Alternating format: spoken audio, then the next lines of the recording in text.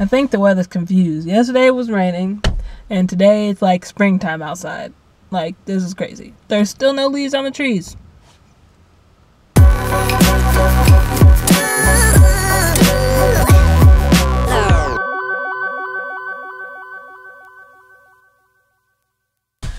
Woo! So today was a very interesting day. I actually showed up on time today, so I've been real off track with the timing in the morning. So I actually showed up before my co-op, and I had a lot of stuff to get done, and I got most of them done before class started. But my co-op was like, "Yeah, we have a content team meeting, so we need to go meet during our planning." And I was like, I had like a whole like slideshow I had to make with information. Luckily, it was for my sociology class, so it wasn't like too in depth. And so, because we were doing a discussion today too, and so I did end up getting that done. I got stuff printed and everything, and it was good, and it worked out. Then I had my third period. It's so funny because the dynamics in my periods on odd days is like, start off, we rest in the first period because that's our planning, and then we get third period and it's like straight heaven, like the kids are angels. It's a great period. They ask questions, they're curious, and it's nice. They actually are enthused to do the activities. They joke with each other, and it's just what I want every class to be like. And then I have my fifth period, and they're like the exact opposite. They're still good people. They're not necessarily good students because they talk way too much. But they're really funny. I like their personalities, and I like it when they come to visit us after like class, like if they had a question or something, and they come and they talk to me and they don't joke around, and I like that. They have nice personalities and they're very funny, and it's great. But in class is just not flying. Like today, I had to tell them multiple times to be quiet, pay attention. I had to get serious with them multiple times, and it's like they didn't get it. I don't know. They didn't understand why it was important to me that they be quiet. And it's not just like I want to control the room, I'm like a control freak. No, like I literally can't concentrate on what I'm telling you when everyone in the class is having a side conversation and no one's paying attention to me. Like, what's the use of me being up here giving you information if you're not going to pay attention and write down the information I'm giving you? So I just felt real discouraged. There were a couple of moments where it just got a little too much, like my co-op left me in the room by myself. And then I don't want to like turn and be like, all right, hold on guys, and like call the room just because I can't like handle the class. I don't know. Like, I feel like that's weird, and I feel like they told that over me.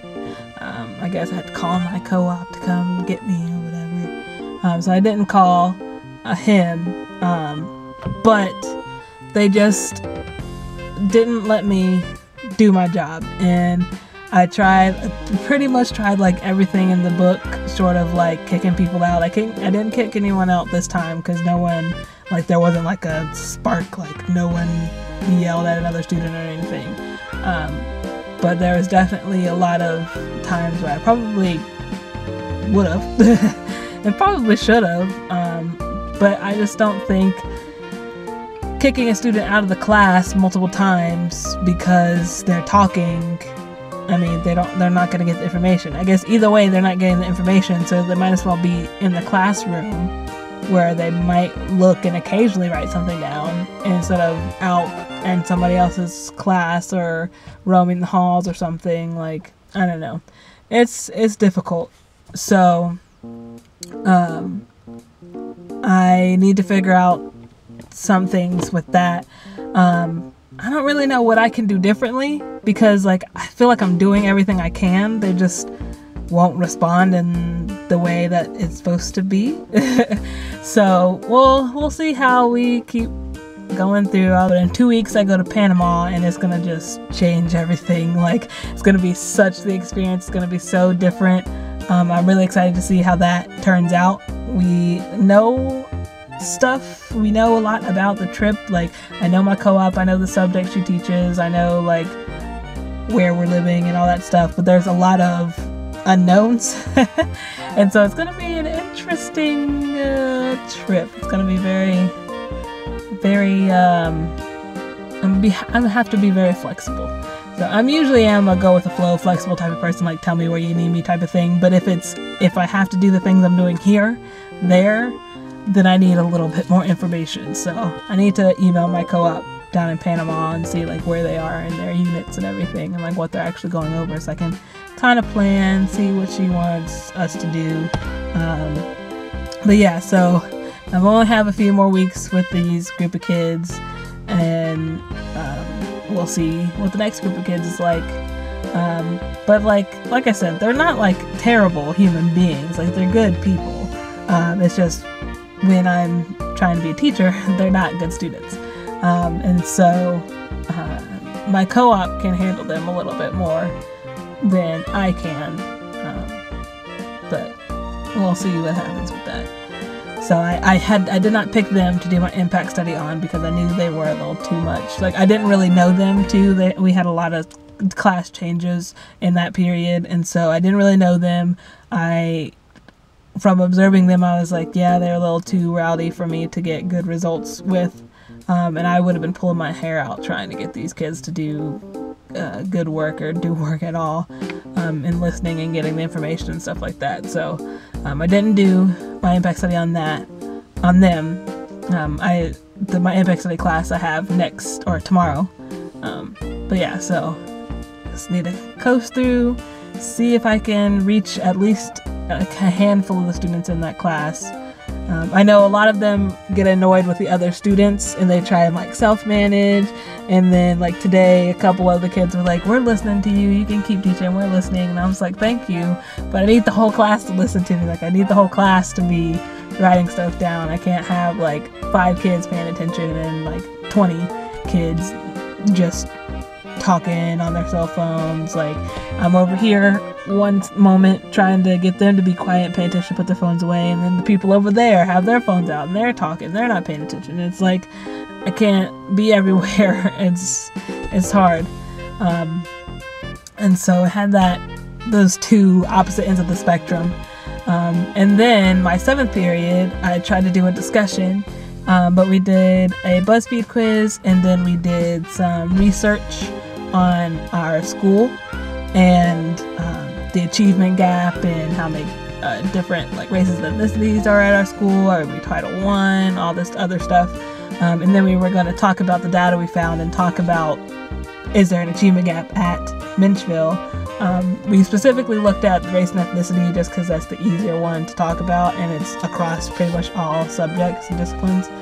And so they pretty much were like, yeah, I don't think it's a race issue. I think it's like getting students to put in the effort to get good grades. And I was like, so you guys believe in meritocracy, the myth of meritocracy, that if you work hard enough, you'll be successful and get good grades. And they're like, yeah, we believe you need to work hard. It's not that a certain race is like inept or whatever, which is true. Like, it's definitely not a mental thing based on race, but it's just shown the schools and the areas these students are coming from are less equal than other more affluent areas. And so for the most part, the statistics show there is a gap between those students who are usually white or Asian and they're more in more affluent areas, and those students who are Black or Hispanic or Native American and who are not in as many affluent areas. And so when they were like, yeah, I don't think it's a race issue, I think it's just student effort, I was like, okay, so how would you solve this issue? Like, there's still inequality. How would you solve that and get students to put in effort? And they were like, let's do some incentives. One kid's like, yeah, give me $5 for every A on my report card. And I was just like, okay, I mean, let's go middle school with it. I'm sure your parents tried to do that when you were in middle school, but did you get A's? Probably not. I think it's going to take more than $5 to get some A's. And so So that was a good conversation we had in sociology. It was a little wonky at first and not a lot of people were talking, but there was this one kid who was giving some real good insight, and he was able to talk a lot, so that was good.